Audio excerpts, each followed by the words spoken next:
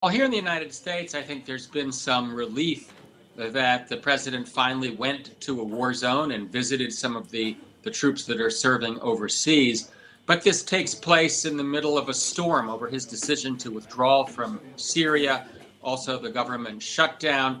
And then there's a new brouhaha over the fact that he did not meet with Prime Minister Mahdi. There is talk in Iraq of kicking the United States out of the country. So it's not a trip that has come without a significant amount of controversy. Well, you just mentioned the pullout from Syria. There's also a drawdown of troops from Afghanistan. What implications would that have in terms of security for the region?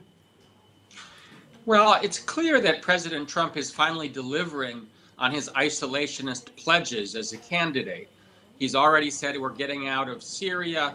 He's taking half the troops out of Afghanistan. This occurs in the wake of the Obama presidency, where there was already a clear desire for retrenchment. So I think the message he's sending is that the United States is trying to offload some of its responsibilities. I'm not opposed to the idea of getting out of Syria or Afghanistan, but the way that Trump is doing it could not be worse.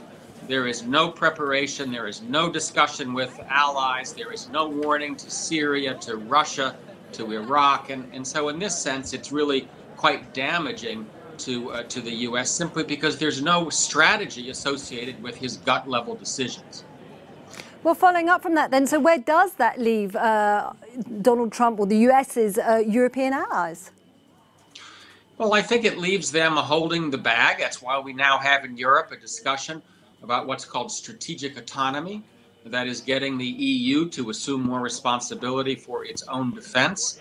We don't know where Trump is going next on strategy, but I do think it's clear that as Chancellor Merkel has said, we need to take destiny into our own hands. And so I think the message here to many countries around the world is the United States will not be as present and as responsible as it's been over the last several decades. He wants to pack up and at least bring some of America's marbles back home.